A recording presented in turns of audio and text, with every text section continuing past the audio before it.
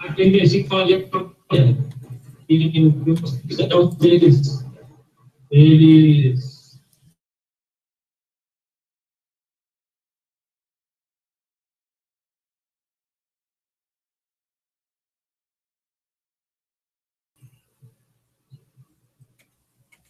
eu tenho um bom aqui. Qual que é?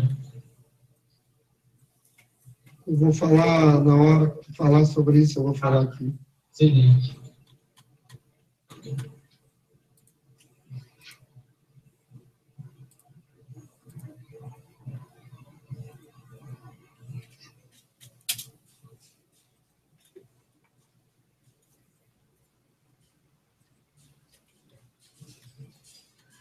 Chegou o Rubens. Ô, Rubens, tudo bem? Alô, Wagner. Boa noite, meu irmão. Obrigado aí pelo convite, viu? Obrigado a você. Tá. Posso iniciar já? Rapaz, eu estou à vontade aqui, já acabei de fazer as coisas que eu tinha para fazer, estou aqui tranquilo. Eu não sei o nome do pastor que vai estar com a gente, só vi comunidade escrito. Boa noite, Rubens. Boa noite. Pastor Luiz Henrique, de Pelotas, Comunidade Graça e Vida. Ah, legal. Vou iniciar então, tá? Vou fazer uma introdução, eu vou começar a iniciar. Fica à vontade aí.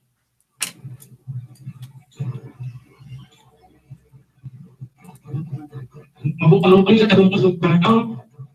Uma satisfação ter poder estar conosco, falando de coisas importantes, né? Coisas que vai ao nosso interior para edificação, né?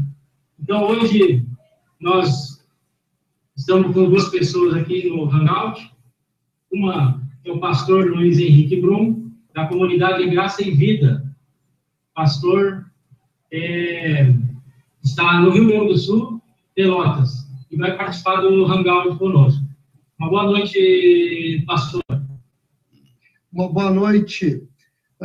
Eu tenho certeza que essa noite será uma noite muito especial, onde nós vamos estar conversando sobre as coisas do reino de Deus, e tenho certeza que Deus irá nos abençoar, e muitos esclarecimentos virão através desse bate-papo. Excelente, pastor. E conosco também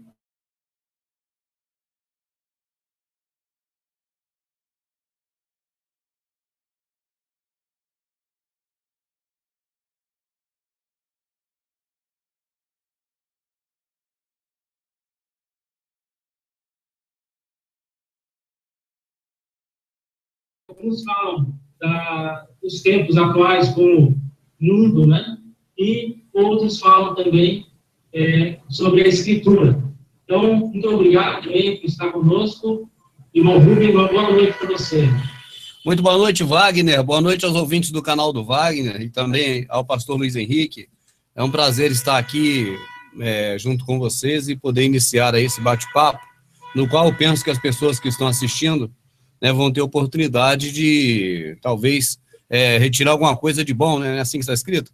Examinar e tudo, reter o que foi bom. Então, que o pessoal assistindo aí possa reter alguma coisa desse bate-papo aqui e que possa ser algo de forma positiva para as pessoas que assistem aí. Obrigado pelo convite, viu, Wagner? Imagina. Rubens, então, pastor Luiz, vai ser assim, né? Eu tenho algumas perguntas, né? Perguntas que as pessoas sempre perguntam e, às vezes, distanciam do Criador por causa justamente dessas perguntas. Então, eu espero que nessa conversa, nesse bate-papo, né, nós possamos esclarecer as pessoas que ouvirem, deixar saírem daqui satisfeitas e com entendimento do que fazer, né, do que fazer perante ao Criador, né, com base na própria Escritura. E o tema de hoje é: a igreja hoje obedece a Jesus? Então, em volta deste tema, nós elaboramos algumas perguntas para serem feitas, né? Eu faço uma pergunta, né? Vou começar com o pastor. Eu faço uma pergunta para o pastor responde, pastor Luiz, e depois o pastor Luiz responder, o irmão Rubens, por gentileza, responda no seu conhecimento, né? em cima da Escritura, é a mesma pergunta. Obrigado. Vamos lá. Primeira pergunta. Em que momento da história surgiu o cristianismo? Pastor Luiz, por favor. O cristianismo, ele surgiu através de Cristo. E hoje, infelizmente falando, o cristianismo tem sido um pouco, como é que eu posso dizer, um pouco machucado, um pouco maltratado pelas pessoas e até mesmo por muitos pastores hoje. Sabe, irmão Wagner, irmão Rubens, eu sou pastor há 19 anos e eu às vezes fico um pouco decepcionado, porque quando Cristo veio trazer a sua palavra a essa terra, para trazer a salvação para a vida das pessoas, para trazer uma vida nova para as pessoas, Cristo veio e pagou um preço muito alto por isso. E aí surgiu o cristianismo. Mas nós temos visto que o cristianismo hoje, ele tem, parece que, tem perdido a sua essência. E a gente fica triste com isso, porque muitas pessoas hoje que estão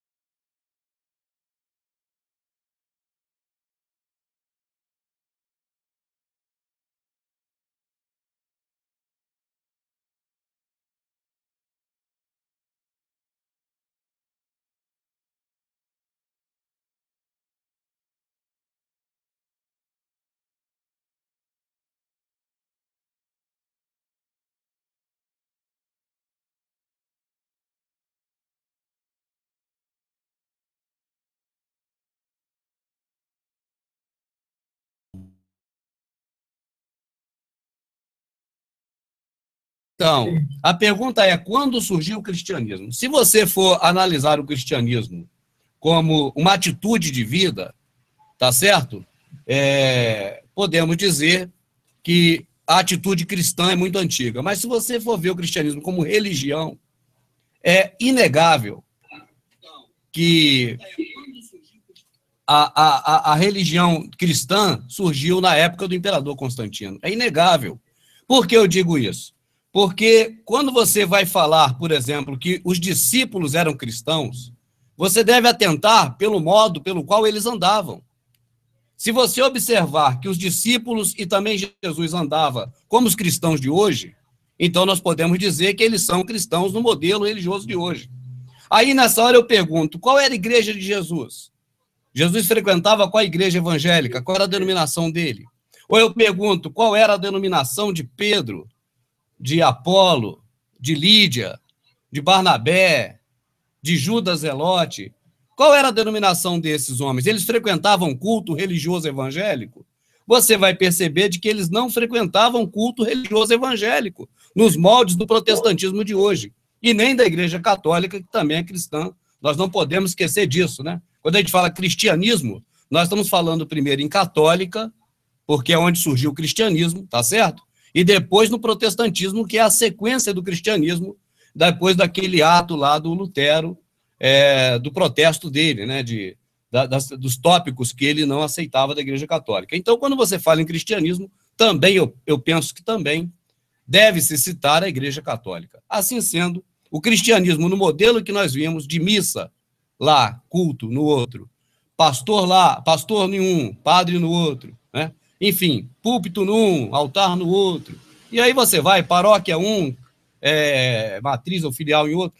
Para cada item da Igreja Católica, você tem um item com outro nome para a Igreja Evangélica, mas, enfim, fazendo parte do mesmo cristianismo. Esse cristianismo eu defendo que nasceu com Constantino, imperador romano, que transformou o império político em religioso e nomeou o primeiro papa para ser o homem da Igreja Católica na época. Tá certo? Então, para mim, o cristianismo, religião, começou com Constantino na época da queda do Império Romano, logo após a queda do Império Romano. Eu posso falar uma coisa? Pode.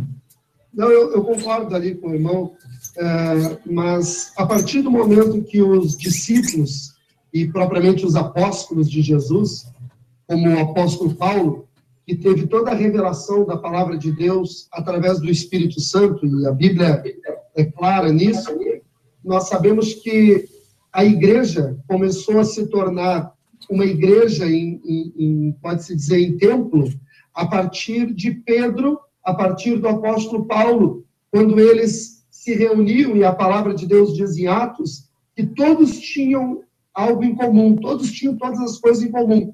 Uns ajudavam os outros, uns estendiam as mãos para os outros, era uma verdadeira unidade como família. Aqueles que precisavam, aqueles que não tinham, os que tinham ajudavam, e todos estavam juntos pelo mesmo ideal. Então, Cristo ensinou isso, ensinou o reino, onde pregaríamos a palavra, onde ensinaríamos o evangelho e aonde estenderíamos a mão para todas as pessoas. Isso é o cristianismo que eu creio e que eu acredito. E que, infelizmente, eu tenho que dizer, eu sou pastor, mas eu tenho que dizer isso, infelizmente, hoje o cristianismo se tornou uma religião onde as pessoas estão mais preocupadas com elas próprias que em torno de pregar o evangelho, pregar a palavra de Deus e estender a mão para o próximo. O que Jesus nos ensinou foi isso, a nos unirmos e ensinar a palavra e estendermos a mão para o próximo. Isso que eu creio que é o cristianismo verdadeiro.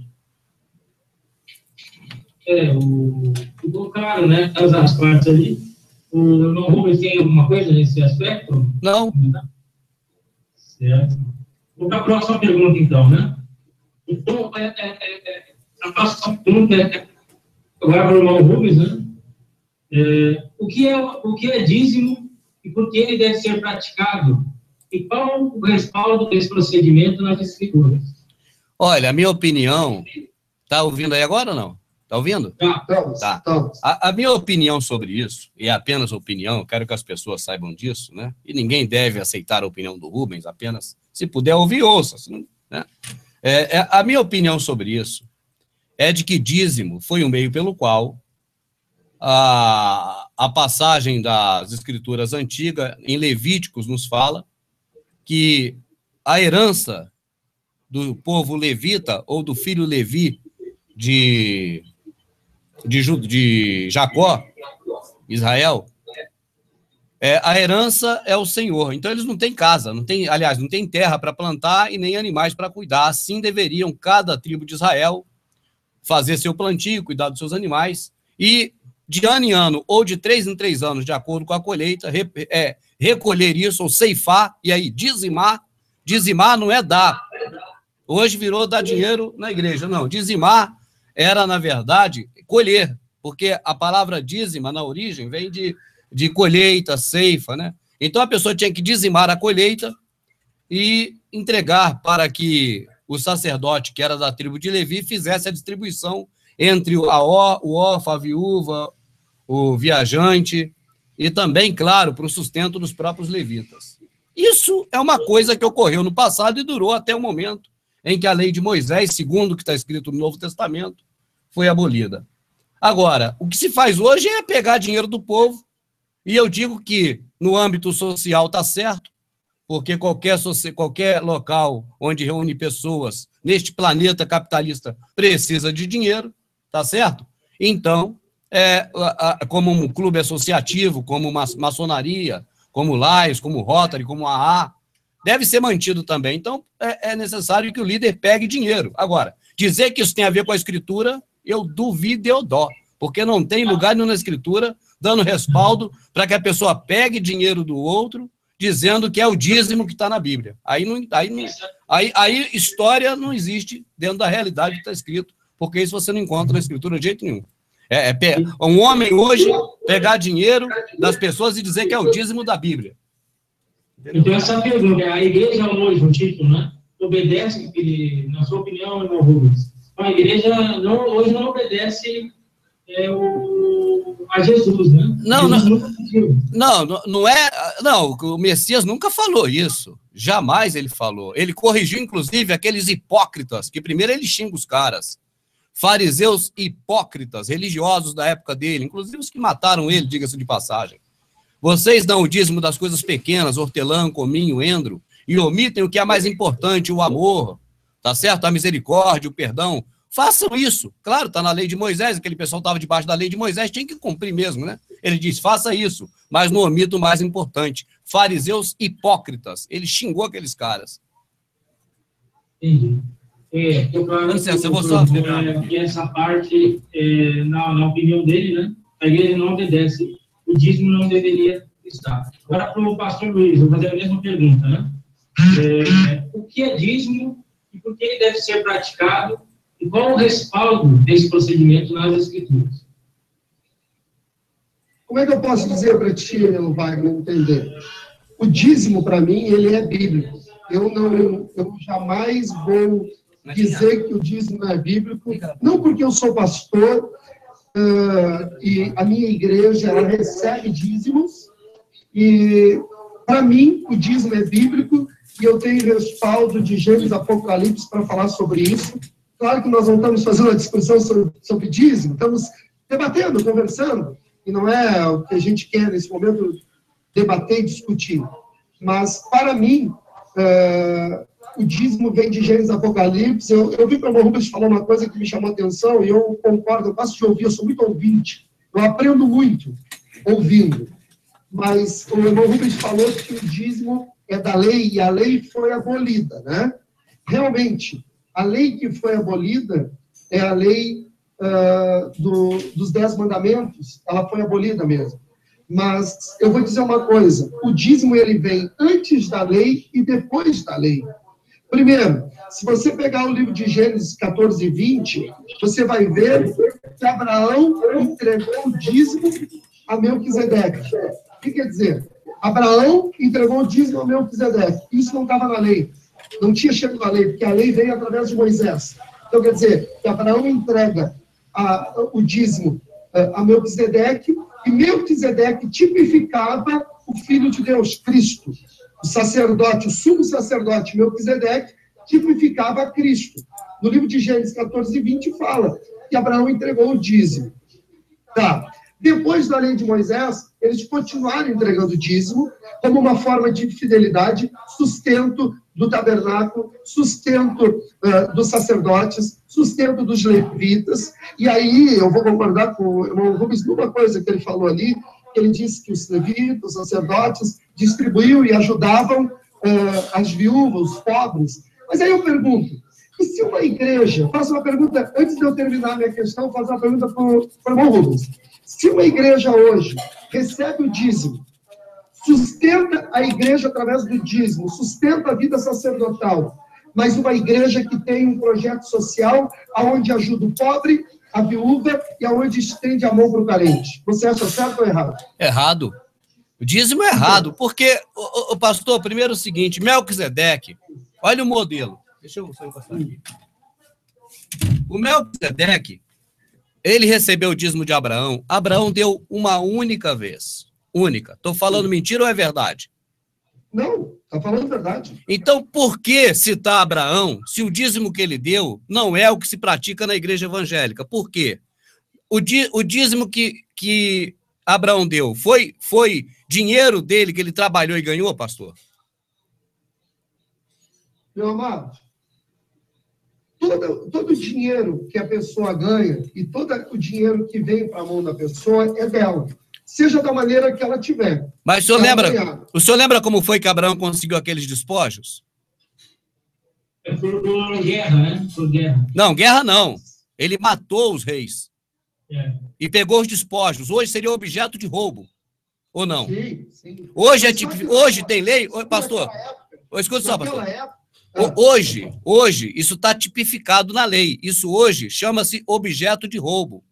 Está escrito em Hebreus que Abraão deu dos despojos a 10ª parte. Está certo, ele deu a 10ª parte dos despojos. Então, se o pastor levar em consideração aquilo que Abraão fez e dizer que a igreja evangélica hoje faz porque Abraão fez, eu vou perguntar, então os membros da igreja estão autorizados a matar as pessoas, roubar as coisas das pessoas e dar na igreja? Tá, posso falar então? Porque foi o que Abraão fez, né? Só um pouquinho, mas eu vou te fazer uma pergunta. Desde a época do Senhor, desde a época de Davi e desde a época dos reis, quantas vezes Deus deu uma ordem, e aí eu faço uma pergunta, quantas vezes Deus deu uma ordem para que Davi matasse? Por que Saul perdeu o trono e o reinado? Porque ele não obedeceu às ordens do Senhor. E muitas vezes as ordens de Deus eram para matar. Então eu não vou discutir o que Deus ordenou os profetas para fazer naquele momento, se era para eles fazer. Então, Abraão fez o que foi ordenado por Deus. Davi fez o que foi ordenado por Deus. Saul não fez o que foi ordenado por Deus. Tanto que Samuel foi lá e fez no lugar de Saul, e Saul perde o reinado para Davi. O que eu quero dizer para você, que quando eles viviam da lei, a lei era muito dura. E tanto é que se nós vivêssemos da lei ainda... Mas o senhor falou que Abraão foi antes da lei. Sim, mas isso que eu estou dizendo. Abraão veio antes da lei, mas com a ordem do Senhor. E ele faz as coisas que Deus manda, que Deus ordenou. Ô, pastor, agora... Eu queria só entender, pastor, o Criador colocou na lei dele, não matarás. Eu pergunto, esse mesmo Deus que colocou lá, não matarás, mandou matar? Olha, muitas vezes, esse Deus, a Bíblia diz que ele é um Deus de guerra, tá? E muitas vezes, esse Deus deu ordem a Davi para matar seus inimigos. Deu ordem para Saul matar os seus inimigos. Agora, tu me faz uma pergunta, por quê? Aí eu não sou Deus. Não, mas eu não perguntaria isso jamais. Eu não perguntaria por quê. Eu não perguntaria por quê jamais. Essa pergunta eu não faria. Por quê? Eu também não. Mas eu não faria. Por que Deus ordenou? Não, mas eu não faria porque eu creio que o senhor está equivocado. Eu creio que não foi Deus. O senhor não percebeu que tem dois deuses ali, não? Um que manda contar o povo, outro que manda não contar. Um que manda Balaão sair atrás dos empregados, outro que manda Balaão não ir. O senhor não percebeu que tem dois ali, não? Sim, meu irmão. Mas e eu te faço uma pergunta. Vou te fazer uma pergunta. Quando Samuel chegou a Saul e disse para Saul, hoje Deus te rejeita, porque Deus te deu uma ordem de fazer e tu não fez. Quem é que enviou Samuel para falar com Saul? Foi Deus. Quem enviou Samuel para falar com Saul foi Deus. A Bíblia diz, olha, a Bíblia não é eu. Quando Davi, eu sei que a Bíblia diz muita coisa. Ô pastor, quando Davi autorizou que fossem degolados os filhos de Saul ao Senhor, um sacrifício humano que Davi autorizou, não sei se o senhor sabe disso. Eu pergunto, foi ao pai do Messias? Olha, meu amado, eu creio que todas as coisas que os homens de Deus fizeram e que agradaram a Deus foi por uma ordem de Deus. Mas muitos deles fizeram muitas coisas que não agradou a Deus. Não, mas espera aí. Ali, naquela época estava sem chuva lá. Deixa eu fazer uma formação, Rubens, para entender a sua pergunta. Essa é uma curiosidade que o pessoal tem que perguntar, vou tentar resumir ao máximo, né? O que o Rubens está querendo dizer, eu acho que é isso, né? por exemplo, né? Elias, né? Veio o pelotão, um capitão, na frente de Elias, ele visitou. Ele fez um pouco posição. Aí o segundo pelotão se ajoelhou ali, o capitão já sabia que podia sofrer uma dizimação ali, se ajoelhou na frente de Elias, e aí Elias poupou. Então, que Deus é esse que pede para que uma criatura se ajoelhe perante a outra criatura? Outra questão na Escritura é que o Criador pede para deixar só as virgens, matar todo mundo, para que aquelas virgens se deleitassem com aquelas pessoas ali. Então, eu não sei se é isso que o irmão Rubens quis dizer, existem dois deuses na Escritura, e tudo que Constantino colocou é Deus e Senhor, Deus e Senhor. Então, nós somos acostumados a tudo que é Deus e Senhor se referir ao Criador. Ao Pai do Messias. Ô, Wagner, eu diria, se referir ao Pai do Messias. O Messias disse assim, ó, o mundo não o conheceu, eu o apresentei ao mundo. Eu digo esse que o Messias apresentou, sabe? Esse que o Messias apresentou ao mundo. A característica desse se enquadra com passagens do Velho Testamento, onde você vê coisas estranhas ao Criador do céu e da terra, entende? Pai do Messias, é essa. Você está correto com a tua afirmação, Wagner. É isso mesmo que eu penso. Tá, eu concordo com vocês nisso, mas eu vou fazer uma pergunta aqui. Só uma pergunta. Quem é que falou com Noé para a construção da arca e quem mandou o dilúvio sobre a terra? O Criador dos céus e da terra foi quem mandou o dilúvio. Por quê? Pela maldade dos homens. Mas ele... Mas, irmão, não estamos falando disso, mas também ele vai trazer juízo sobre todos no final. Isso claro, a gente não discute. Mas eu estou dizendo assim, ó, e por que não poderia, quando Deus deu uma ordem para Samuel, ou Deus deu uma ordem para Abraão, ser o juízo sobre aquelas pessoas? E não poderia ser o juízo? Eu não estou falando que o Criador mandou Abraão matar os reis. Eu nem sei se ele mandou. Eu sei que Ló estava preso e uma pessoa veio falar para Abraão que Ló estava... Aliás, estava preso, não, foi levado cativo e nem comida deixaram. Roubaram, saquearam todo Sodoma. E que aí Abraão reuniu o seu grupo, suas pessoas, e foi atrás dos reis, né? E recuperou os bens que haviam sido roubados, devolveu para aquelas pessoas, e o melhor dos despojos ele deu para o Melquisedeque. É isso que eu sei. Sim. E quem mandou fogo sobre Sodoma e Gomorra? Foi o Criador. Então, aí eu pergunto, assim como o Criador manda fogo sobre Sodoma, assim como o Criador manda água do dilúvio, o Criador não pode usar alguém para trazer justiça e juízo? Matar criança de peito, bebê e virgem, cara, isso não é justiça, pastor. Fala sério, isso não é justiça. Mas eu te pergunto assim, não morreu criança de peito, bebê, não morreu todos em Sodoma? Os que não saíram, que não foram justos. Foi igual lá em Jericó. Mas não tinha quase nenhum justo, porque a oração de Abraão é, se tivesse tantos justos, se tivesse tantos. E aí foi que a intercessão de Abraão conseguiu achar Ló e a sua família. Ô, pastor, eu concordo com o senhor, nós estamos falando a mesma coisa, pastor. Nós não estamos falando coisa diferente. Eu estou dizendo para o senhor o seguinte, lá de Sodoma saíram poucas pessoas, na Arca saíram poucas pessoas, lá em Jericó são poucas pessoas. Eu não sei, não está escrito quem morreu lá. Eu não sei agora. Que Davi matava qualquer um, matava. A família de Noé, né? Eu creio na Bíblia, por isso que eu estou dizendo, eu estudo e creio na palavra, e na palavra diz que só sobrou a família de Noé. Mas assim, ó, a questão até nós estávamos falando sobre dízimo e fomos para o outro lado, né? Acabamos indo, mas é gostoso o debate, é gostoso, porque eu acho que a gente fala, mas o irmão falou sobre Mateus, sobre o Mateus que diz, ai de vós, doutores da lei, fariseus e hipócritas, porque dais o dízimo da hortelã, do endro e do cominho, mas tendes descuidado dos preceitos mais importantes da lei, a justiça, a misericórdia e a fé. Deveis, sim, praticar estes preceitos, sem omitir aquelas.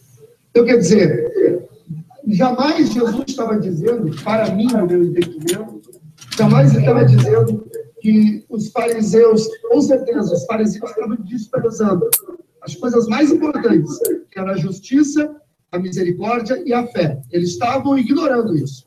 Mas o Senhor Jesus disse, vocês não podem omitir essas coisas, mas também não devem deixar de fazer essas coisas, mas não devem diminuir as outras. Quer dizer, não quer dizer que porque eu vou praticar a justiça, a misericórdia e a fé, que eu também não vou praticar o dízimo. Eu, pastor Luiz, creio, acredito, tenho muitas, não é, nós vamos ficar 2 horas aqui falando e folhando Bíblia, mas eu acredito, essa foi a pergunta para mim, se o dízimo é bíblico. Para mim, o dízimo é bíblico, para mim, o dízimo é da Bíblia, e para mim, quem pratica é abençoado por isso. Ô, pastor.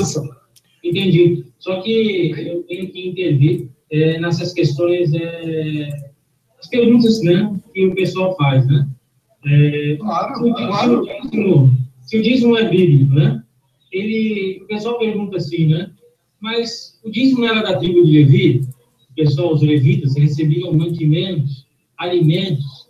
Existia dinheiro na época, né? Abraão, ele comprou um terreno com dinheiro para enterrar o familiar dele, né? Já existia dinheiro. Os levitas recebiam, uma das 12 tribos, os levitas recebiam esses mantimentos para suprir órfãos, né? Viúvas e estrangeiros, né?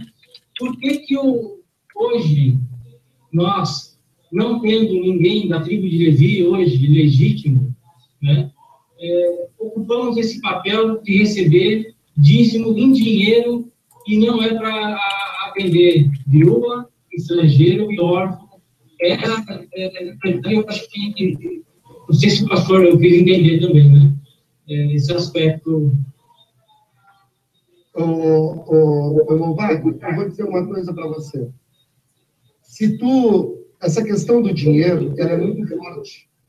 Ela é muito forte. O problema nosso hoje, o grande problema que a gente vive, eu estou tentando pegar um versículo para te mostrar uma coisa aqui, mas o grande problema que nós vivemos hoje é que, assim como no caso do Exército, tem muitos sargentos, tenentes, tem muitos majores, muitos homens sérios, corretos.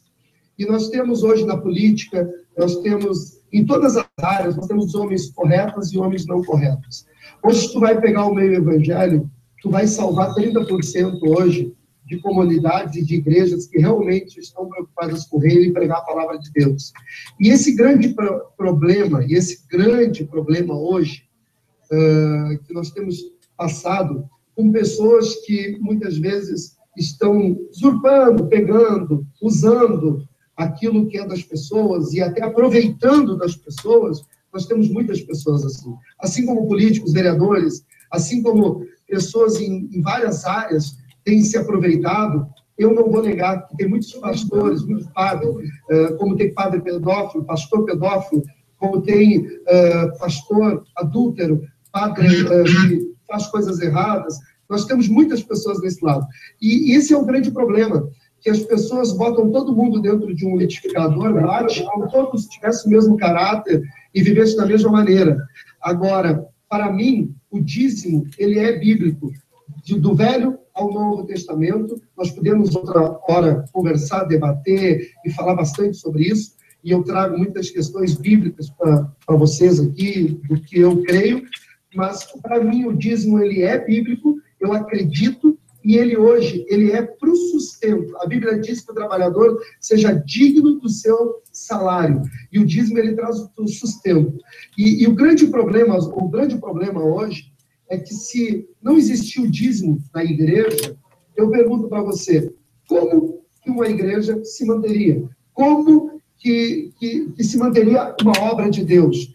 E hoje eu vejo, as pessoas estão tão preocupadas com a questão do dízimo, se alguém vai levar o dízimo ou não vai levar, ou a pessoa vai levar o dízimo, vai estar dando dinheiro para pastor, mas as pessoas não se preocupam com a questão da mudança, da transformação e do que a igreja tem feito na terra hoje. Eu estou falando de igrejas idôneas, eu não estou falando de qualquer igreja, mas eu estou falando de igrejas que trazem restauração para vidas, igrejas que ajudam pessoas, igrejas que pregam o evangelho. Eu só na minha igreja hoje, só na minha igreja tem mais de 20 ex-traficantes.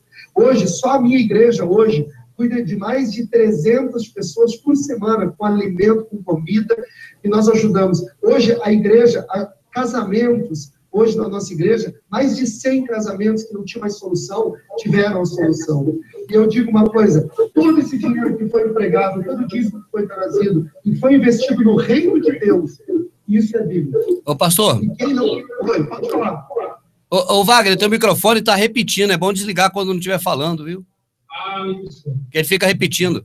Ô, pastor, o senhor considera o dízimo, além dele ter sido praticado antes da lei por Abraão, o senhor considera o dízimo uma prática como obra da lei, o dízimo? Não. Tá.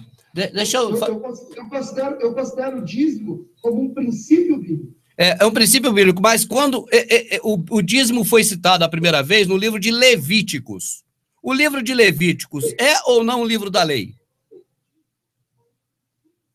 É um livro de lei, mas deixa eu te dizer uma coisa aqui. Deixa eu te falar uma coisa. A palavra de Deus diz, quando os sacerdotes vieram até Jesus, porque como você falou, e é muito bem falado, eu costumo falar, quem matou Jesus foi os fariseus, os sacerdotes. Não foi nem um povo comum, foi os sacerdotes mesmo, da lei, os homens da lei que mataram Jesus, os religiosos da época.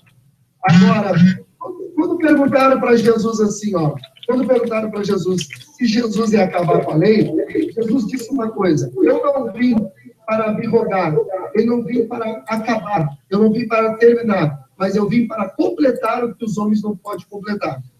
Você está entendendo? O que eu quero dizer? Quando fala em cumprir, eu vim para cumprir. Eu não vim para abrogar, mas vim para cumprir. Eu não vim para acabar com os profetas nem com as leis, mas eu vim para cumprir. A Bíblia diz que cumprir no plerão, do grego, quer dizer plerão.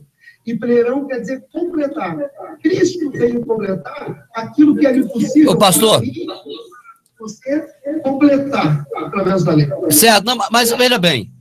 Quando fala do Messias em relação à lei, isso é um assunto. O assunto que eu toquei é se o dízimo ele é parte da lei de Moisés. O pastor disse que não. Eu penso que as pessoas podem procurar o livro de Levíticos e pode pesquisar no livro de Levítico onde estão as leis de Moisés, se não no livro de Levíticos, onde deu início ali a lei de Moisés para Israel cumprir, e as pessoas vão ver que a prática do dízimo está também incluída no contexto das leis de Moisés. Mesmo o pastor dizendo que não, mas qualquer pessoa que lê a Bíblia vai encontrar, entre outros preceitos na lei de Moisés, também o dízimo. Eu não sei por que o pastor disse que o dízimo não é de lá, sendo que na Bíblia, lendo lá, vê que o dízimo era objeto da lei. Sim, está escrito lá. O dízimo, para mim, ele vem desde o tempo de Abraão até os nossos tempos. Para mim, ele é um princípio e ele tem trazido muitas transformação na vida de quem pratica. Eu sou dizimista, eu sou pastor e eu sou dizimista. E não sou dizimista da igreja onde eu sou pastor. Eu sou dizimista sobre a minha liderança, sobre quem eu creio que é a minha cobertura espiritual, e eu dizimo todos os meses, e essa prática tem me trazido muita bênção. Agora eu vou falar uma coisa. Sabe quem é contra toda a oferta e todo o dízimo que entra na igreja? A Bíblia diz que quando o Agarrou ali, travou. Travou. Ô, Wagner, enquanto ele não volta, lê Hebreus 7:5. Hebreus 7:5. 3 anos e meio vai se manifestar o anticristo. E quando o anticristo se manifestar, sabe qual vai ser a primeira ordem dele? Diz lá em Daniel 9:27. A primeira ordem dele, ele firmará uma aliança com muitos por uma semana, na metade da semana para cessar o sacrifício, a oblação. Para quê? Porque sempre que vem o povo judeu oferta, o povo de Deus, judeu dizima, o povo de Deus dizima, oferta, e a primeira coisa que o anticristo vai fazer é cortar todas as ofertas de manjares, toda a fidelidade, todo o princípio do dinheiro.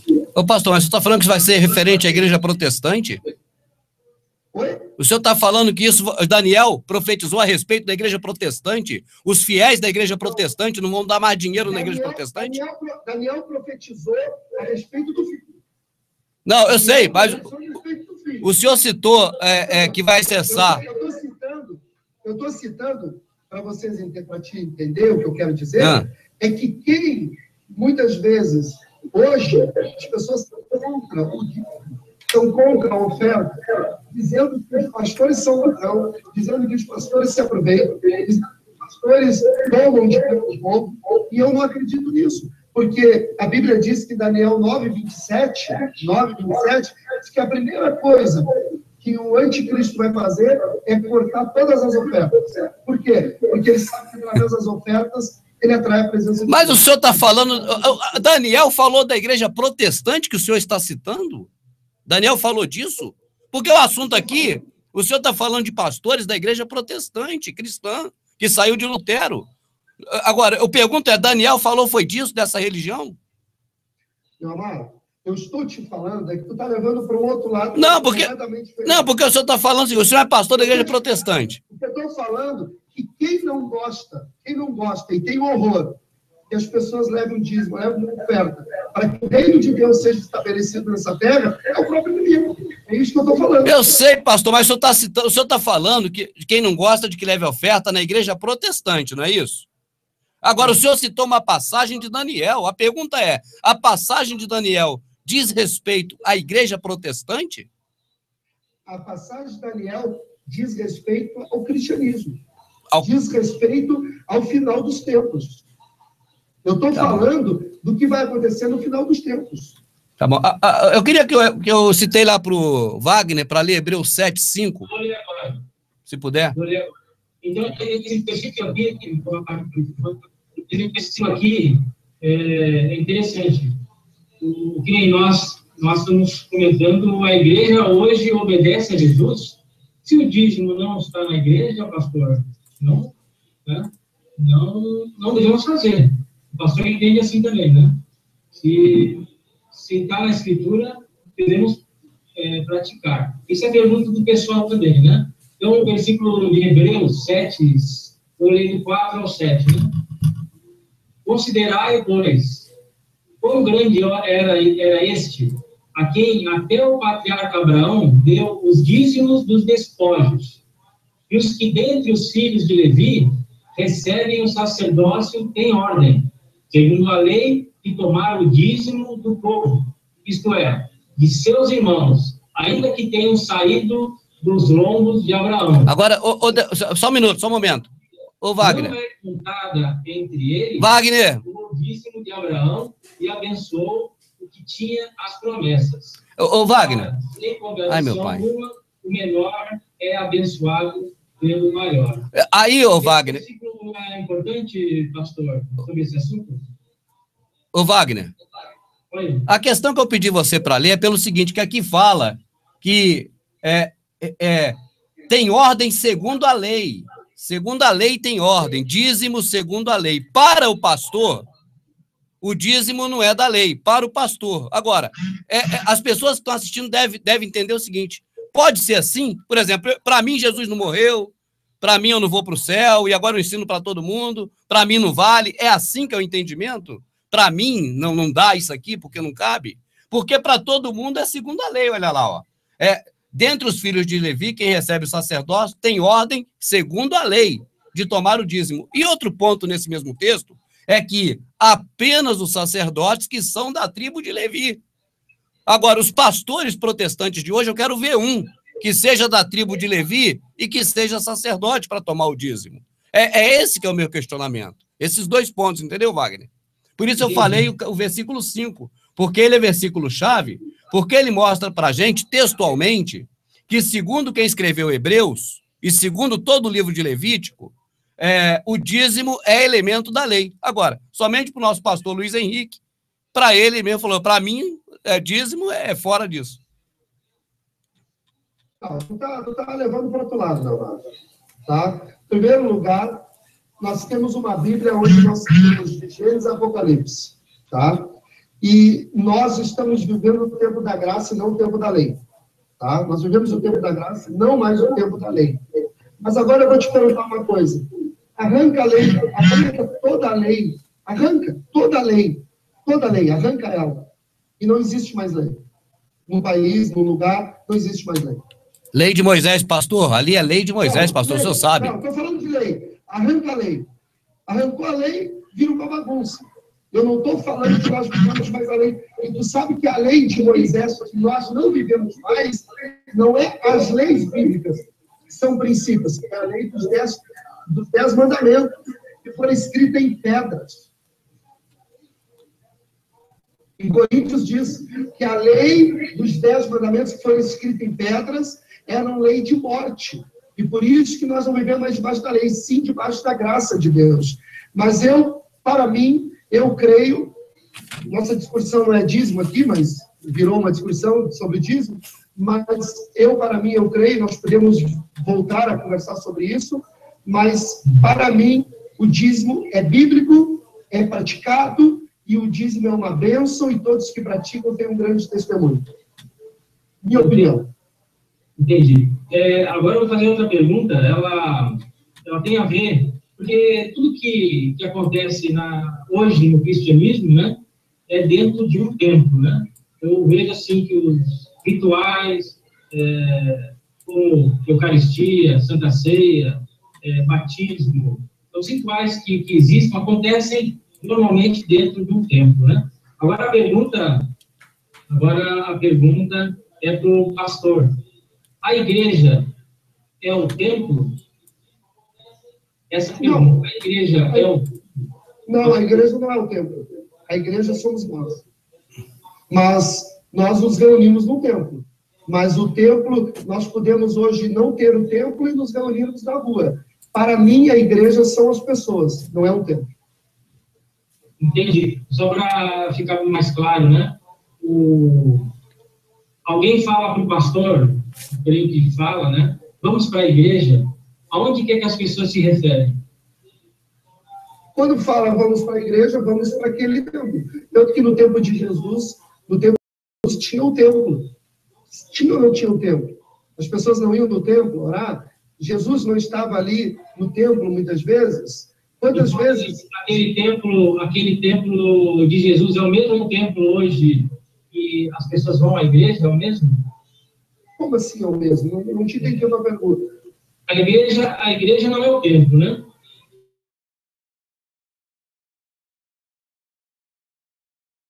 Agora, aquele templo que existia na época de Jesus era a igreja? Como eu te disse, meu amado, vou repetir, eu acho que tu não compreendeu a minha posição.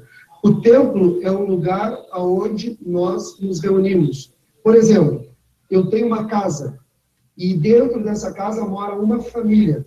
Se essa família diz assim, olha, aqui mora uma família. Se essa família sair e fechar essa casa, ela é um lar? Ela continua sendo um lar ou não, se a família sair de dentro da casa? Não, ela se torna paredes. Para mim, ela se torna paredes com um monte de peças. Mas quando uma família habita naquela casa, aquela casa agora se chama um lar. Então, nós temos um templo. Quando as pessoas se reúnem naquele templo, nós chamamos de igreja. Por quê? Se igreja somos nós, e nós estivermos reunidos, então nós podemos chamar aquele lugar de igreja. Essa é a minha opinião. E essa igreja, a igreja hoje, nós obedecemos a Escritura, então, os templos hoje, como igreja, obedecem ou é mais um templocentrismo? Meu irmão, tu me faz uma pergunta se a igreja obedece. Uma pergunta que só Deus poderia te responder. Porque assim, obedecer, a Bíblia diz assim, buscai primeiro o reino de Deus e a sua justiça, e as demais coisas serão acrescentadas. A palavra de Deus diz que nós precisamos buscar Deus, e vivermos e sermos fiéis a Ele. Mas eu te pergunto, as pessoas são? A gente luta, a gente prega, a gente ensina a palavra, a gente ensina a Bíblia, a gente tenta de uma melhor forma levar o Evangelho. Agora, se as pessoas, elas são fiéis, agora, eu não posso dizer, porque uma coisa é 2 horas no culto, outra coisa é a semana inteira dentro da sua casa, do celular. Entendi. Agora eu vou fazer a mesma pergunta para o Rubens. Rubens, a igreja é o templo. A igreja é o templo? Uma pergunta. A questão envolvendo a igreja e o templo, e teu microfone está aberto, Wagner.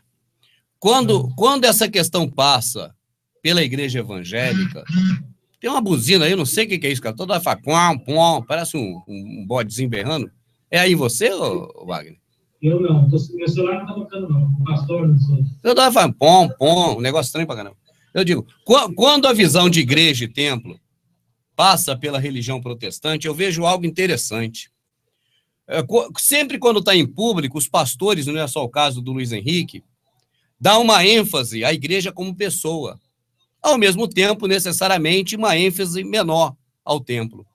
Mas, misteriosamente, e não é o caso aqui do Luiz Henrique, não vou dizer que seja ele, o pastor Luiz Henrique, mas, em geral, os pastores não abrem mão do templo, cara, do local onde reúne as pessoas.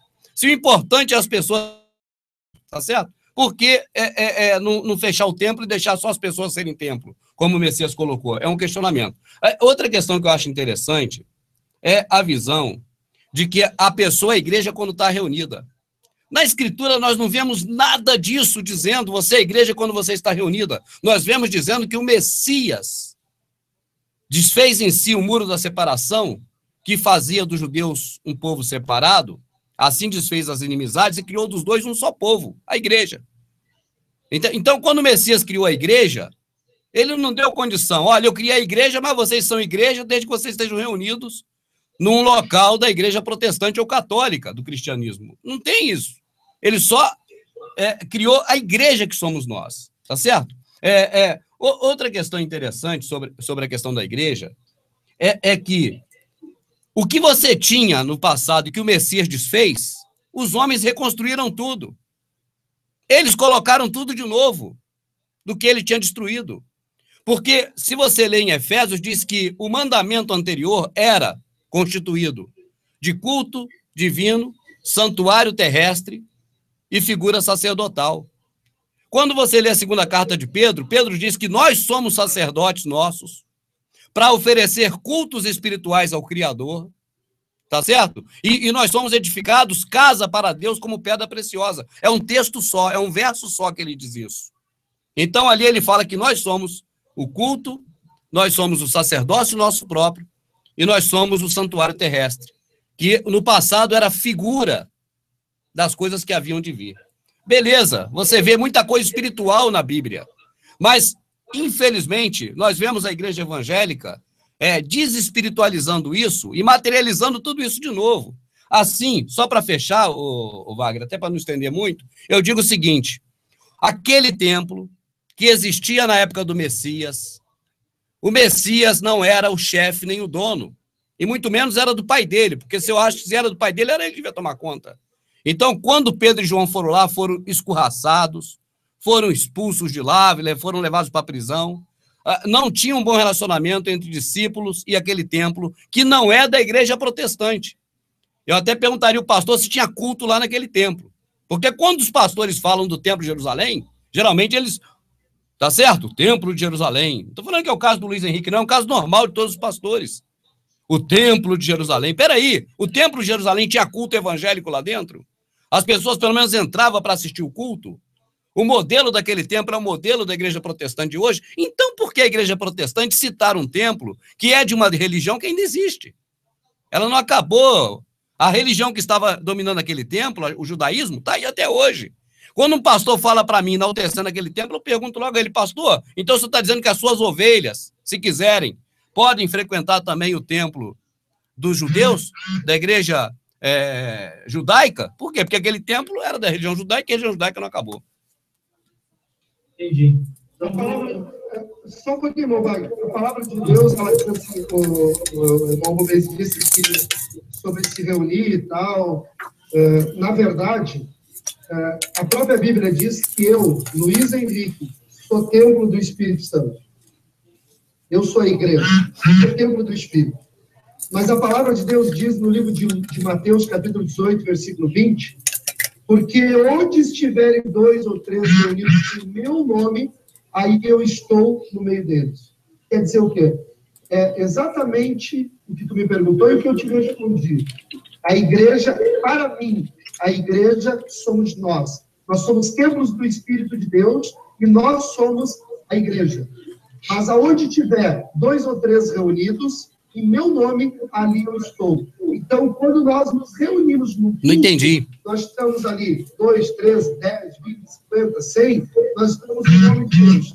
Então, a Bíblia diz que ele diz, ali eu estou. Mas deixa eu fazer uma... Não, pastor, sobre essa questão que o senhor colocou de Mateus, até para não perder a oportunidade, o senhor está dizendo que ali em Mateus, Jesus está dizendo que onde tiver 2 ou 3 fazendo uma liturgia evangélica, fazendo um culto, ali ele está? Foi isso que o senhor disse, que eu entendi?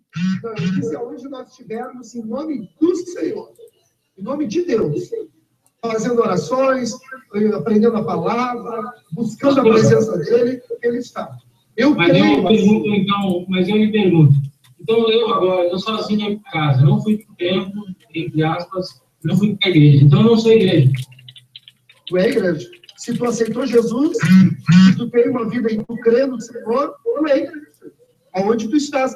Tanto é que hoje, eu termino esse debate aqui com vocês, essa conversa, e nós estamos indo para frente de um hospital, aonde nós abrimos o nosso carro, aonde nós servimos café, aonde nós servimos lanche para as pessoas que estão à espera dos seus entes queridos que estão hospitalizados, e ali nós fizemos orações, nós conversamos, nós damos um abraço dessas pessoas, nós choramos junto com elas. Então, nós não estamos dentro do templo, mas nós estamos levando a igreja, estamos levando a palavra de Deus, estamos levando o amor de Deus para essas pessoas, e não estamos dentro do templo.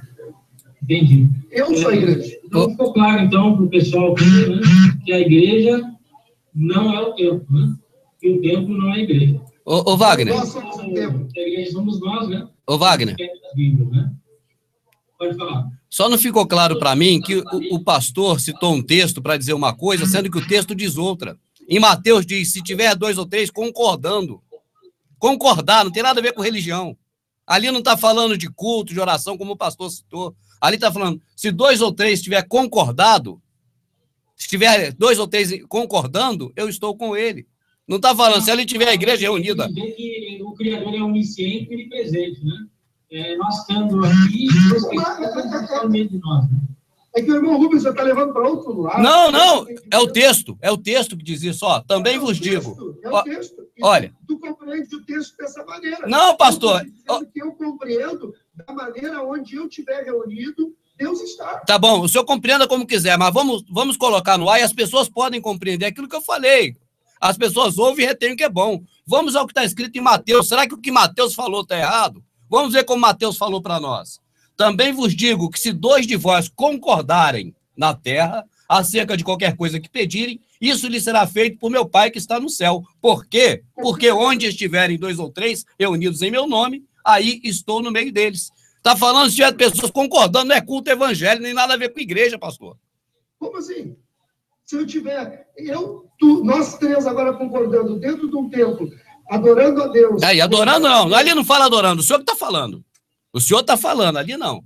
Ali está dizendo, para se a pessoa errar com outro, para ir lá e pedir desculpas. Está falando de uma relação social. Ali não está falando de liturgia religiosa, pastor. Não vamos religiosizar o que na Escritura não está religiosizado. Não está liturgizado aquilo ali. Aquilo ali não fala de liturgia nenhuma. O senhor que está falando. Ali não fala de relação humana. Se alguém errar contigo, vai e peça perdão, peça para ele se consertar. Se não errar, você vai chamar alguém para poder ajudar a ter concordância entre seres humanos. Ali não fala de preceito religioso, eu insisto nisso.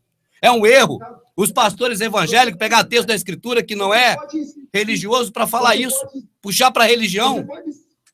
Você pode insistir do jeito que você quiser e entender da maneira que você quiser. Mas eu compreendo e entendo onde estiver 2 ou 3 reunidos em meu nome, ali eu estou no meio de vocês. E acabou. Se nós tivermos agora os 3 reunidos em nome do Senhor, ele vai estar. Eu creio sim. Então, na Umbanda também ele está? O senhor crê que na Umbanda? Na Umbanda, as pessoas estão reunidas em nome dele, ele também está? O senhor concorda? Olha, meu amado. Todos nós temos um direito de acreditar e crer no que nós queremos. Se lá dentro da Umbanda alguém estiver crendo e acreditando em Deus, pode ser que ela esteja num lugar do engano, mesmo assim acreditando em Deus. Mas Deus está lá reunido com eles. Eu não acredito que Deus esteja reunido onde fazem macumba, onde faz magia negra, onde faz feitiçaria, onde faz descaso de casamento, destruição de lar. Eu não acredito que Deus esteja reunido nisso. Deixa eu falar. Eu acredito que onde as pessoas estão buscando Ele de todo o coração, ali Ele está. Deixa eu falar então, só um minutinho, Wagner, se me permite, para quem está assistindo. Você que está assistindo, você tem a Bíblia na sua mão. Pega esse texto, mas não pega no Mateus 18, pega em Mateus sem preguiça e lê do início até o fim, e você veja, se quando passar por esse texto, você que está assistindo, repare se está falando de liturgia, de religião, de alguma denominação de culto, de alguma coisa litúrgica, ou se é apenas um esclarecimento de irmãos, para os irmãos se tratarem bem mutuamente. Aí você decide com quem você quer ficar, com Mateus, que ficou escrito, ou com todos os pastores que repetem a mesma coisa, que é reunido para culto. Certo. Então, para mim ficou claro agora, né? E referente ao tempo, né? Porque eu vejo assim, eu falo por mim, que muitas coisas na escritura, ela não fica muito clara, né? Para a gente, né? Então, eu estou tendo a oportunidade agora de esclarecer muita coisa, e o próprio pastor disse, né? Sobre o dízimo, nós precisaríamos debruçar em cima dos versículos, né? Conversar, né? Mas já deu uma ideia bem forte para o pessoal sobre esse aspecto. A gente passou pelo dízimo, passou pelo cristianismo, nós passamos pelo tempo. Agora, é uma coisa que fazem nos tempos, que minha opinião, eu posso dar minha opinião, né? Não tem nenhum problema, né?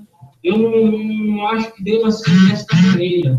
E Paulo, ele estava dando uma bronca aos coríntios ali, né? Vocês se juntam para pior, né? Ele, quando a gente foi traído, partiu pão, repartiu, né? E falou, repartiu ele mesmo, quem é o convívio que desceu do céu, né? Então, faça isso em memória de mim, né? Parta eu para as pessoas. Então, eu fui Messias naquela noite e pediu para que eles dessem do próprio Messias às pessoas, assim espiritual, como o Rubens falou, né? Tem parte da escritura que é físico e tem parte que é espiritual, né? Então, eu vejo quando o Messias falava das coisas, era espiritual. Então, a pergunta seria para... Pode ser para o pastor? Posso só falar uma coisa rapidinho aqui? O que é a Santa Ceia e se ela deve ser praticada? Só posso falar uma coisa de 2 minutinhos ali? 1 minutinho só? Sim. Ele vai.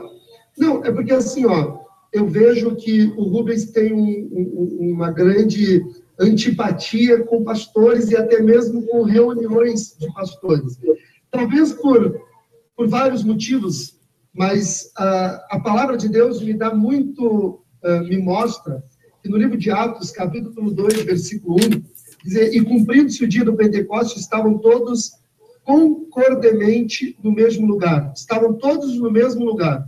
E de repente veio do céu um som, como um vento veemente, impetuoso, e encheu toda a casa em que estava sentado. E foram vistas por eles línguas repartidas como de fogo, aos quais pousaram sobre cada um deles. E todos foram cheios do Espírito Santo e começaram a falar em outras línguas, conforme o Espírito Santo lhe concedia que falasse.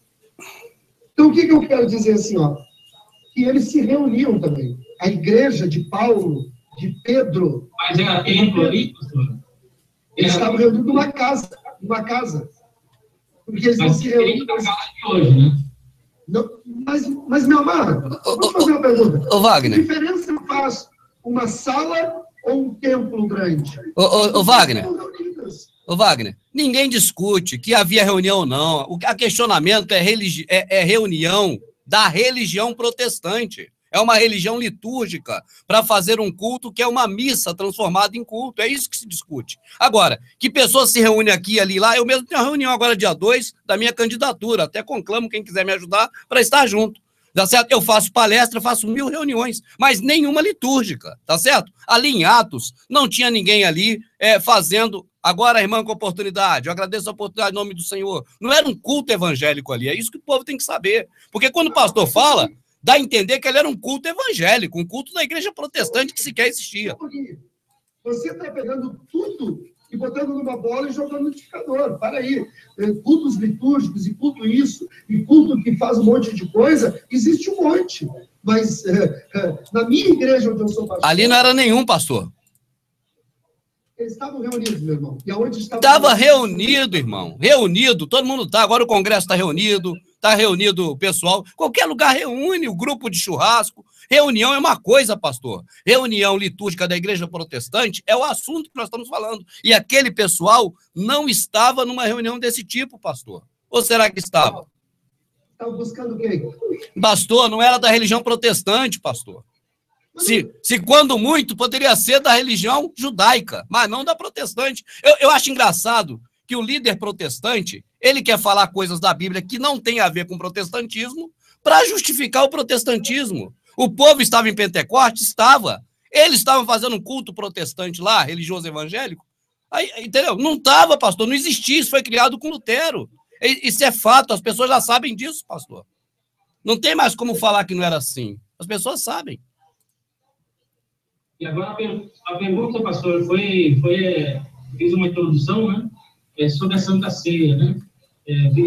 Falei um pouco da minha opinião, que é a opinião de muitos, né?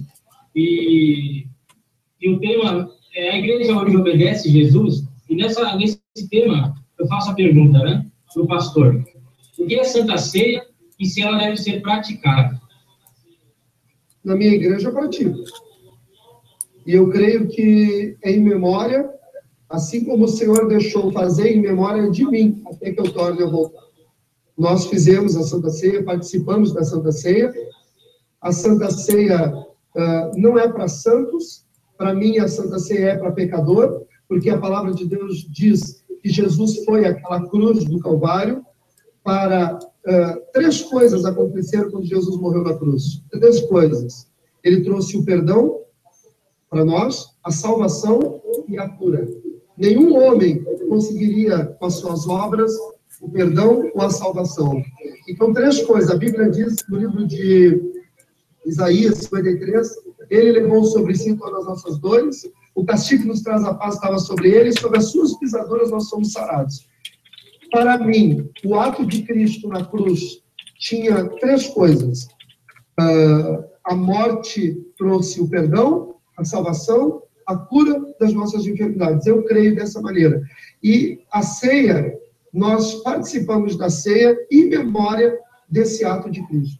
Porque o corpo foi machucado e ferido, moído pelas nossas transgressões, pelos nossos pecados. O castigo nos traz a paz, estava sobre ele, sob suas pisaduras nós somos sarados. Tá? Ele derramou sangue naquela cruz para nos purificar, todo aquele que aceita ele como único, suficiente salvador da sua vida. Ele derramou aquele sangue para nos purificar. Então, a palavra de Deus diz que a ceia é o pão, que é o corpo, e o suco, o cálice, é o sangue da nova aliança de Cristo. Porque nenhum de nós, com os nossos pecados, poderíamos ser justificados diante de Deus, mas através da cruz do Calvário, através do sangue derramado, e através da morte e da ressurreição de Cristo, nós fomos justificados. Excelente. Rubens, vou fazer a mesma pergunta para você. Irmão Rubens, o que é Santa Ceia e se ela deve ser praticada? Olha, ô Wagner, quando o pastor fala, inclusive, sobre este é o cálice da nova e eterna aliança, né, e tudo mais, que representa o sangue, eu concordo.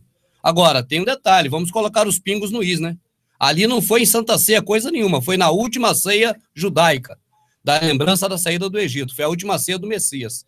Então, falar que a última ceia do Messias é a ceia protestante vai arrumar um problema sério com os judeus, porque aquela ceia era feita só para Israel, era da época da lei, tanto que aquela foi a última, e ali comia-se ervas amargas e bebia-se bebida forte, no caso vinho, né, teor alcoólico, tá certo? Coisa que a igreja protestante não faz, até porque aquela ceia era somente da religião, do povo hebreu.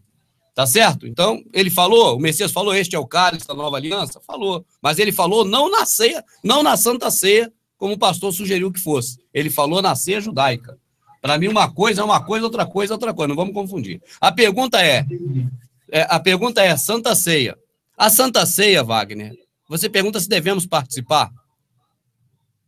A pergunta é o que é Santa Ceia e se ela deve ser praticada. Vamos lá. Ela deverá ser praticada. Se você for ler em Apocalipse, você vai ver que vai ter a ceia do Messias. Ele até fala, bendito aqueles que são chamados para a bodas do Cordeiro. Então, ela deverá ser praticada e todos nós queremos e ansiamos estar nela. A ceia do Messias. Mas tá certo? Uma forma física... Não, aqui isso é história. Não, aqui isso é mitraísmo. Aqui é a ceia mitraica, do touro e do sangue. Aqui é outra coisa que o pessoal pratica.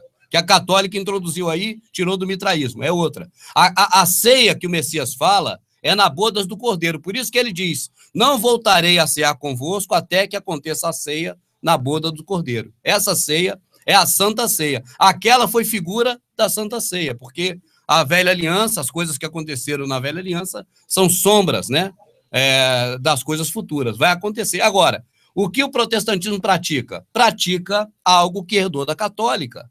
Uma ceia que veio diretamente do culto mitraico. Agora, qual respaldo encontra nisso na Bíblia? Nenhum. Não tem lugar nenhum, hora nenhuma, mandando comprar pão da padaria, pegar um pouco de suco de uva e comer um pedacinho. Isso não existe na Escritura. O Messias nunca mandou isso. Paulo nunca mandou isso.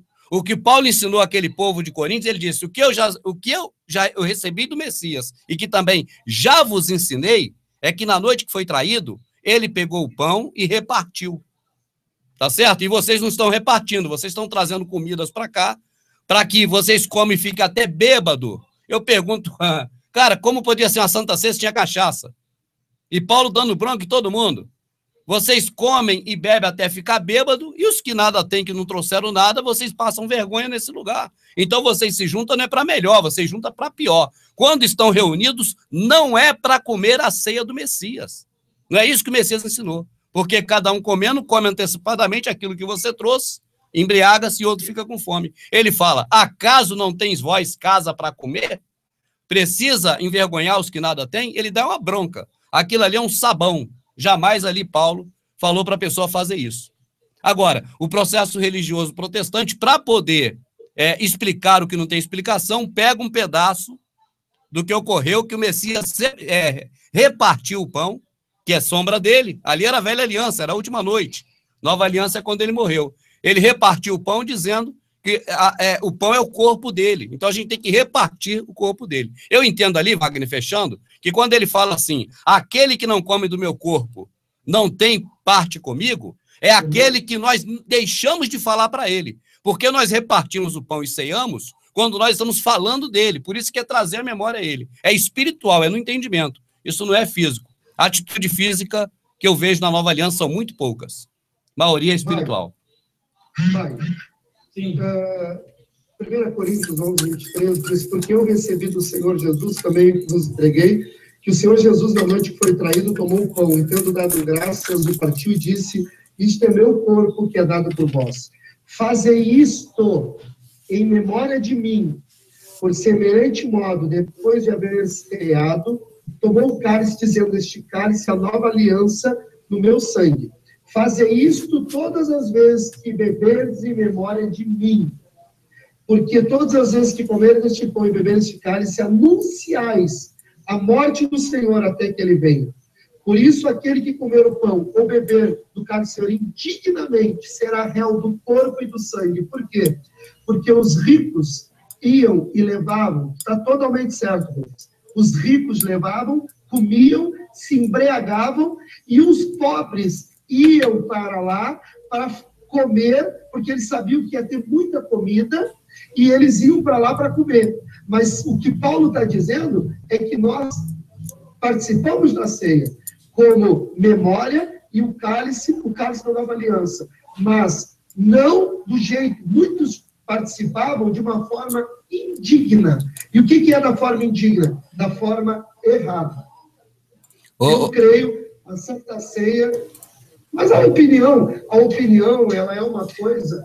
Ô, Wagner. É uma coisa que cada um tem uma, né? Não é questão de opinião, você tem que fazer perguntas a você próprio, quem está assistindo. Você pergunte assim, Paulo está falando de uma reunião protestante numa igreja evangélica? Será que era isso que Paulo estava falando? Primeiro, para Paulo falar numa igreja evangélica de uma reunião protestante, deveria existir o protestantismo naquela época. Então eu pergunto, na época de Paulo, existiu o protestantismo? Então, é um ponto. Outro ponto. Quando Paulo fala que o que aprendeu do Messias já ensinou é que o Messias repartiu. O Messias chega a dizer assim, ó, fazer isso toda vez que beber. Fazer isso toda vez que beber é o quê? Repartir, cara. Não é beber toda vez que beber. Isso não tem lógica. Imagina eu pegar isso aqui, ó. Beber toda vez que beber.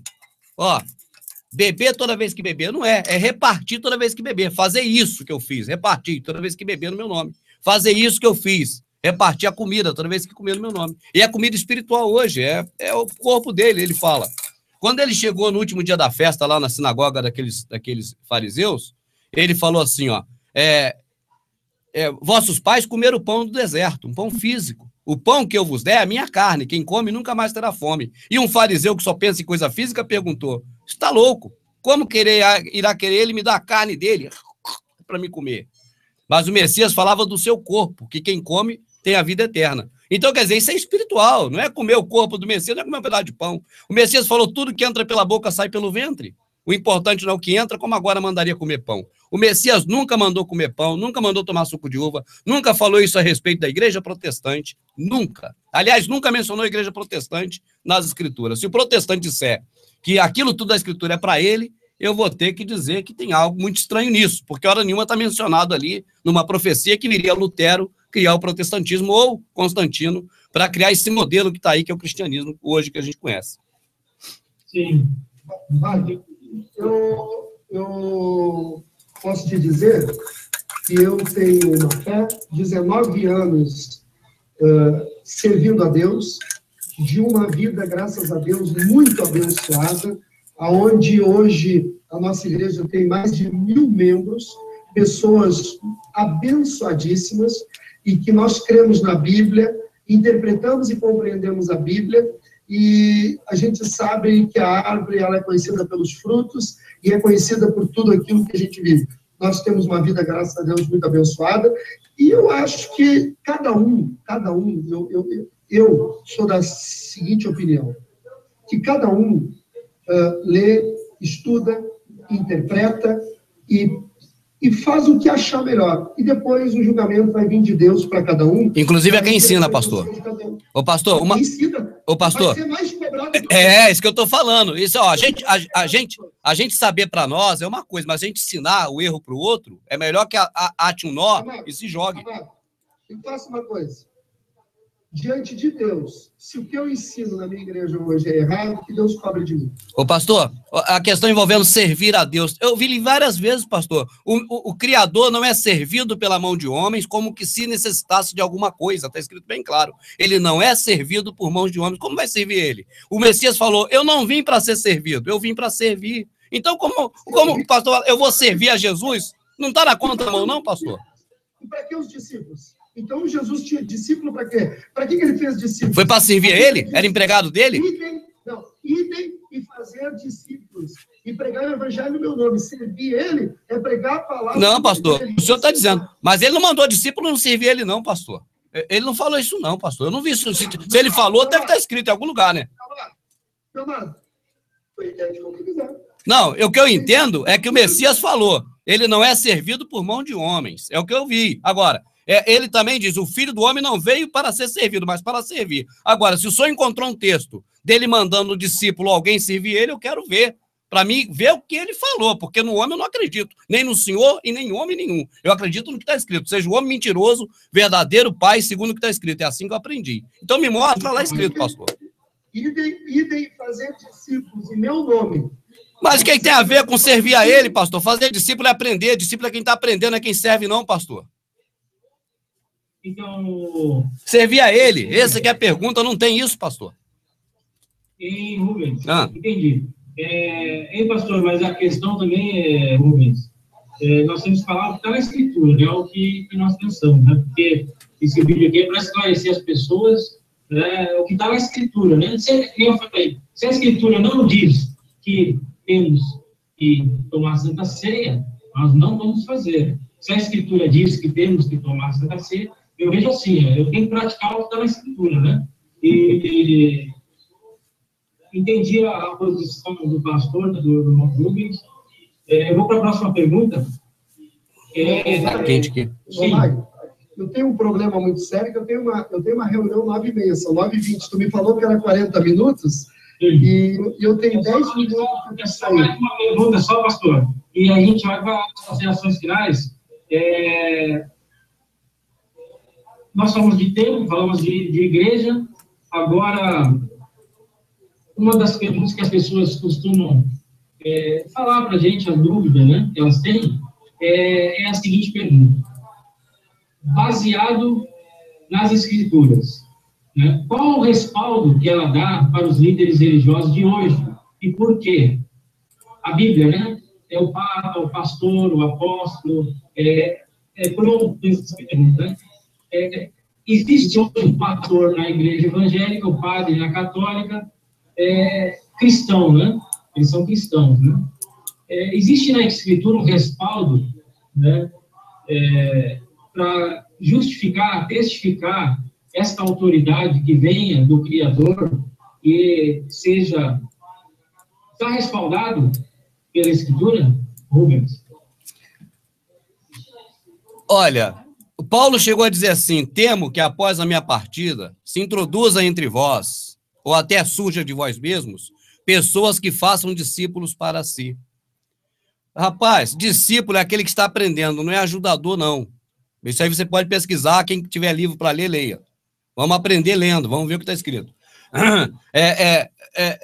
Os líderes religiosos, isso aí é uma das coisas que a igreja protestante nega, nas palavras, mas nas atitudes, as pessoas percebem. Cada pastor tem as suas ovelhas. Quando eles estão entre eles, e eu já estive várias vezes em reuniões de pastores de várias denominações, encontros políticos de grande porte com o governador Garotinho do Rio, que se dizia evangélico, que reunia muitos pastores, e lá o assunto era só esse: meus membros, minhas igrejas, meus fiéis, sabe, minhas ovelhas. Nas rodas mais altas, todos os pastores que eu conheci nessas reuniões afirmavam textualmente que as ovelhas eram deles. E na prática, pergunta uma ovelha do Macedo se ele é ovelha do RR. Ele vai querer te bater, ele vai defender o Macedo. Sim, cada pastor tem as suas ovelhas. Só que o Messias disse: as minhas ovelhas, minhas ovelhas, o Messias falando, conhece a minha voz e atende e me atende. E eu das minhas ovelhas sou conhecido e eu conheço minhas ovelhas. Agora, só naquele dia que vai haver separação das ovelhas e dos bodes. Eu creio que as pessoas que seguem qualquer outro homem, a qualquer título, tá certo? Não se enquadra como ovelha do Messias. A ovelha do Messias ouve apenas a voz do Messias. Está escrito em João: não há necessidade que ninguém vos ensine, porque a unção que foi derramada permanece e ela te capacita a todas as coisas. Isso é verdade, isso não é mentira. Isso vos digo acerca dos que vos enganam. Está escrito bem assim na Epístola de João. Então, não havendo necessidade que ninguém vos ensine, é certo que não há respaldo nenhum para um homem liderar ninguém com relação às coisas do Pai. O Messias, chamando os seus discípulos para junto de si, os seus discípulos, ele disse: olha, entre os gentios, os fortes, os sábios, tá, os grandes, dominam os bobos, os fracos. Tá certo? Eu estou traduzindo aqui no português claro. Entre os gentios, os grandes dominam os pequenos. Convosco, porém, não será assim. Qualquer pastor para mim que visitar Efésios, cara, vai passar vergonha. Qualquer um que visitar Efésios para mim vai passar vergonha, porque ali é claro que não está falando de pastor evangélico, protestante, pai de santo, guru, nenhum líder humano religioso. Quando fala, ele mesmo deu uns para apóstolos, o texto ali é bem claro, e eu digo para vocês que estão assistindo, gente, antes de confiar em qualquer homem, inclusive em mim, não confie em mim, não. Vai para a Escritura, mas lê o contexto. Quando qualquer pastor te der um versículo, não caia nessa, porque os pastores enganam as pessoas com versículos. Leia o contexto, e aí você vai para o espírito de quem escreveu e entende do jeito que está escrito, e não do jeito que te falaram. Hoje mesmo eu vi o pastor Luiz Henrique falar: buscai o reino dos céus e sua justiça, e as demais coisas serão te dadas, sei lá, serão acrescentadas. Isso é mentira. Eu não sei se o pastor mentiu porque quis, ou se o pastor apenas repetiu uma mentira, o que é mais comum, porque os pastores mentem nisso, dizendo que buscai o reino dos céus e sua justiça e as demais coisas serão acrescentadas. Isso é uma mentira dos pastores protestantes. Não estou chamando o Luiz Henrique de mentiroso, porque ele pode muito bem apenas ter repetido sem ter lido direito o contexto do texto. Eu falei isso agora só para você perceber que os textos têm que ser lidos no contexto para não haver nenhum engano. Então, baseado nas escrituras, não tem respaldo, então, na sua opinião. E se for nas escrituras também, para mim, pouco importa, que eu siga o Messias. Inclusive, eu vi o pastor Luiz Henrique falando o tempo todo que a palavra de Deus citando a Bíblia. Poxa, Bíblia corrigida, Bíblia revisada. Palavra de Deus é toda errada? Que história é essa? Isso não é palavra de Deus. Então, para mim, seguir Bíblia, seguir Escritura, não é meu caso. Eu venho seguir, não servir. É diferente. Seguir o que ensinou o Messias. Então, vou fazer a pergunta agora, agradeço. Tá. A última pergunta, pastor, vou fazer, é referente, voltando sempre ao tema, que a igreja hoje, a igreja tem outra de Jesus. Então, para esse tema, vou voltar a pergunta para o pastor. O irmão Rubens, ele deu a opinião baseada que não existe um versículo respaldando, né? Então, eu vou fazer a pergunta para o pastor. Baseada nas escrituras, né, na Bíblia, né? Nós temos hoje só a Bíblia, né? Qual o respaldo que ela dá para os líderes religiosos de hoje e por quê? Então, qual que é o respaldo que dá para o Papa ser Papa, o pastor ser pastor, o apóstolo ser apóstolo, o pastor Luiz Henrique? Meu amado, primeira coisa, eu vou encerrar aqui porque eu preciso sair mesmo, o horário meu já está passando, ultrapassou a hora que eu preciso sair, mas eu digo para vocês, assim eu creio, dessa maneira, vou continuar pregando, vou continuar crendo e vou continuar seguindo. Eu creio na palavra de Deus, a Bíblia, buscar primeiro o reino de Deus e sua justiça, e as demais coisas todas serão acrescentadas. Não é uma mentira, está na Bíblia. Tá, não. E outra coisa, tá de outro jeito. A palavra de Deus diz... Não, a tua Bíblia não está, não. A palavra de Deus diz que uns ele deu para apóstolos, outros ele deu para discípulos, outros ele deu para pastores, para que não sejamos mais meninos inconstantes, para que nós possamos chegar na unidade da fé. E eu, Luiz Henrique, creio que o chamado de pastor, o chamado de discípulo, de apóstolo, é bíblico, e eu creio que Deus chamou, eu creio que Cristo chamou essas pessoas para pregar o Evangelho, para levar a palavra de Deus, para que as pessoas pudessem aprender, pudessem entender mais e pudessem ter uma unidade de fé. Eu creio dessa maneira, tanto é que se nós pudermos olhar para essa multidão de pessoas hoje que segue o Evangelho, que segue a palavra de Deus, que tem suas vidas transformadas, a árvore se conhece pelos frutos, e nós temos visto hoje igrejas fazendo trabalhos maravilhosos, pessoas sendo transformadas, curadas, transformadas, pessoas que tinham uma vida totalmente destruída. Olha, eu creio dessa maneira. Agora, como o nosso irmão Rubens vai entrar na política, e sabe que lá dentro da política... Já fui vereador, irmão. Eu sempre fui político. Tem muita coisa lá que não vale nada, não vale nada. Assim como eu acredito que tem muito pastor que não vale nada, entendeu? E acredito que tem políticos que têm o valor, e eu acho que líder é chamado por Deus, é constituído por Deus, tanto que se tu foi um vereador um dia, foi Deus que te constituiu, não há nenhuma liderança sobre essa terra que não tenha sido Deus que tenha constituído, que diz a palavra de Deus.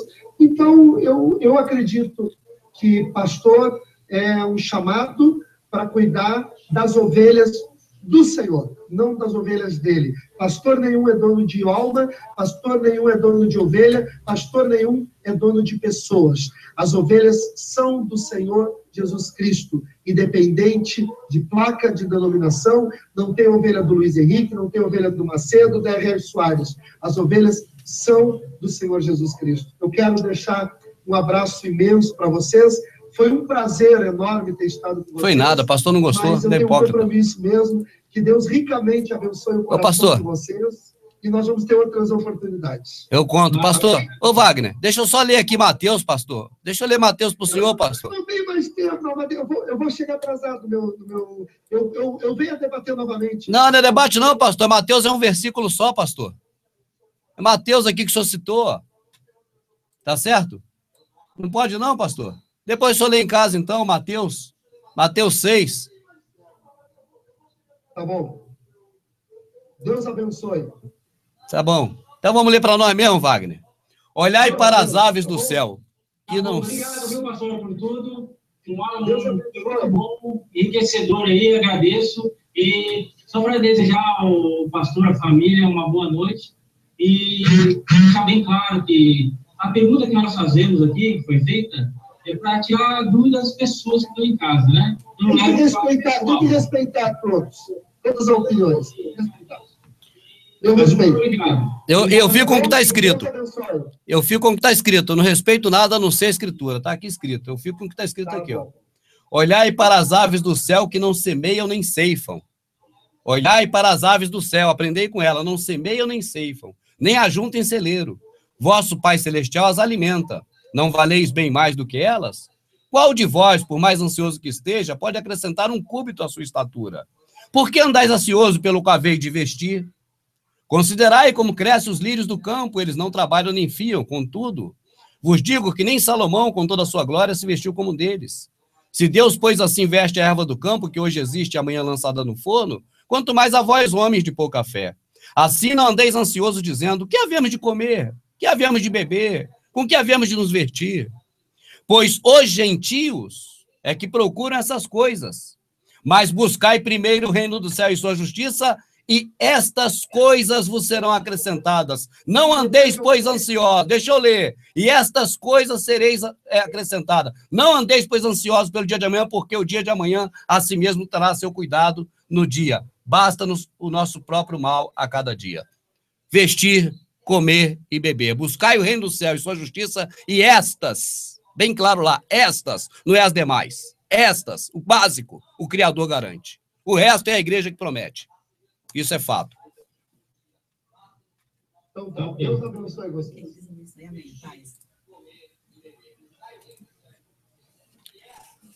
Wagner. Ah, não, Wagner. É triste, Wagner. É porque, sabe por quê? O homem criou uma verdade para ele, Wagner. Entendeu? Então, quando você aperta ele, ele fala a minha verdade para mim, só que não é para ele. É para ele ensinar as pessoas. Olha o perigo. Entende? Porque se eu tenho a verdade para mim, eu morro com ela, eu vou ser julgado com ela. Mas se eu ensino a minha verdade para os outros como a verdade do Criador, entendeu? Por isso que eu tenho muito cuidado, não que seja perfeito, mas eu falo, isso é para mim. Quer analisar meu pensamento? Analisa. Mas não vai atrás de mim, porque eu fico temeroso de estar ensinando alguma coisa errada sem querer. Imagine sabendo que estou ensinando errado, cara. Tá entendendo, Wagner? Eu penso que isso é muito triste, é muito terrível. As pessoas confiarem no homem para aprender. O pastor citou Efésios, cara. Ele nem leu o trecho ali principal que poderia ter lido, até que. É um exemplo do passado. Ele mesmo deu, passado, deu. Uns para apóstolos, 12 só, acabou, só 12. Outros para doutores e mestres, querendo o aperfeiçoamento dos santos, até que tem prazo de validade. Mas tem uns que falam também que né, até o irmão Robert que conversou uma vez, uns para pastor, né? Para pastor, né? Antes vieram quem? Não. Antes vieram os profetas, depois veio o pastor. Não, mas ali, eu sei, mas ali o pastor não é título de pastor, e nem o pastor Messias. Pastor ali, deixa eu te falar o que é pastor. Ele falou para Pedro, Pedro, seja pastor. Ele falou. Por quê? Pedro, apacenta as minhas ovelhas. Pastor é quem assenta a paz. O que é pastor? É quem assenta a paz. Essa é a etimologia da palavra. Então, todo mundo que tira um problema que está uma confusão, que vai lá, entendeu? No meio da confusão e refrigera os ânimos, vem cá, vamos conversar, não é nada disso, fria a cabeça. Isso é um pastor. É quem assenta a paz. Só que pastor, para guiar as pessoas à salvação, que é o que os pastores fazem, tá certo? É só o Messias, vê se você entendeu.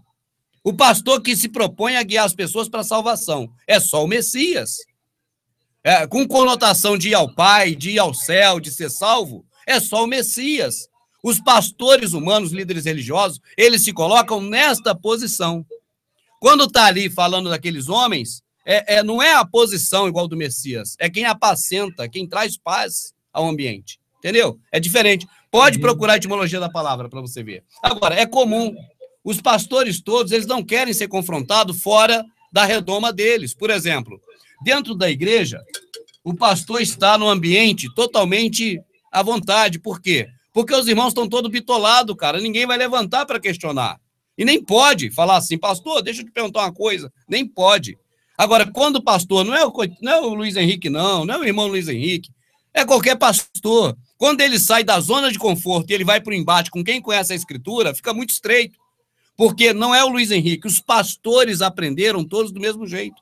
Tá entendendo? Aí tem que arrumar subterfúgio. Porque o pastor falou falou e insistiu que dízimo não é elemento da lei, para não cair em Gálatas 3:10. Porque todo aquele que pratica um elemento da lei está debaixo da maldição.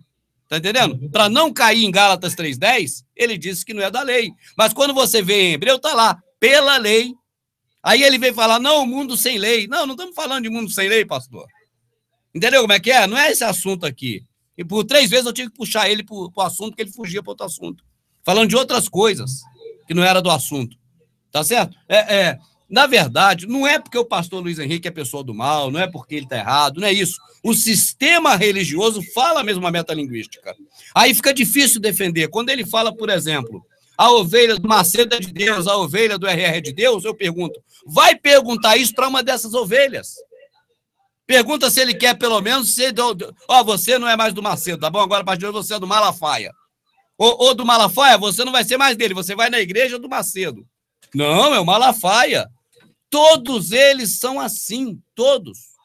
A ovelha se enquadra como ovelha desse pastor, daquele pastor. E os pastores, nas altas rodas sociais, todos que eu pude conhecer e ver, falam a mesma coisa. Minha igreja, minhas ovelhas, meus fiéis.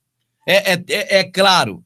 Porque na política, o Wagner, quando eles vão conversar, e eu era muito próximo do Garotinho, governador do Rio, porque eu era radialista na época, ele também, e ele político, eu político. Até o pastor que eu vou entrar na política, eu já fui vereador, já concorri 4 vezes, fui assessor de parlamentar várias vezes, fui assessor de comunicação da prefeitura, sempre tive envolvido com o trabalho político, sempre trabalhei nisso, comunicação e política. Então, o que acontece? No meio dos pastores, quando vai tratar de negociação política, que eles tratam nas altas rodas, não comigo, eu vou pagar quanto a eles, eu não tenho dinheiro para pagar nem minha campanha. O Silvio é que está se virando para conseguir dinheiro para fazer papel, cara, para entregar papel na rua, tá certo? Então não tem como eu falar, pastor, me dá suas ovelhas para mim que eu vou te dar tanto. Primeiro que eu não faria dessa forma, porque eu não vou assumir esses compromissos, que depois eu não vou ficar na mão de ninguém, tá certo? Agora, mas eu estava junto com os caras da alta roda que faziam isso. Então, várias vezes eu fui para quê? Porque eu era um político? Não, porque eu era comunicador. Eu ia fazer a cobertura dos eventos, entende? Repórter, eu ia fazer reportagem. Então, lá você vê os pastores, cada um cartando mais que o outro. E lá eles falam mesmo, minha ovelha, minha ovelha. E as próprias ovelhas, inconscientemente, se enquadram como ovelhas deles. Pode estar certo. Não, excelente. Mas acho que deixou bem claro, né, Rubens, as informações aí. O pessoal que está assistindo vai entender, né? O alvo foi esse. Mas cadê Marcelo? Foi embora? Tá. Entendi, Wagner. É isso, Wagner. Eu acho que agora continuar o Hangout também sem ele, de repente pega até mal, que a gente vai ficar falando sobre o Hangout, de repente ele não está aí. Né? Claro. Então tá. Agradeço, então. Eu te agradeço também, meu irmão. Muito obrigado aí. Próxima vez aí, vamos ver se a gente faz aí mais elaborado e tal, da minha parte. Eu peço desculpa a você pelos contratempos que eu criei aí, que foi muitos. Durante a semana aí contigo aí, cara. Não é por mal não, viu, cara? Mas você já deve saber como é que é a coisa. Depois você tira do ar que a gente continua falando aqui fora do ar, só um minuto. Tá? Só tirar do ar aí. Tirei do ar. Então tá beleza. Deixa eu só fazer um pipi aqui, cara, que agora eu já